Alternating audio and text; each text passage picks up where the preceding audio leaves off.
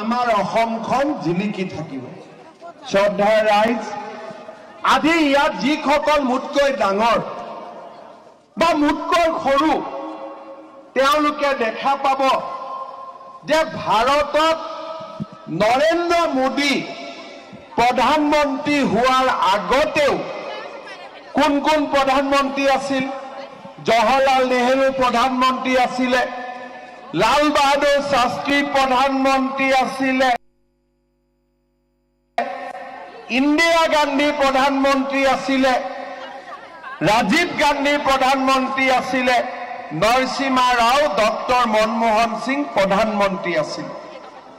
আপোনালোকে চিন্তা কৰক, কোনোবা প্ৰধানমন্ত্ৰীয়ে কেতিয়াবা দিল্লীত অসমীয়া গামোচাখন ডিঙিত লোৱা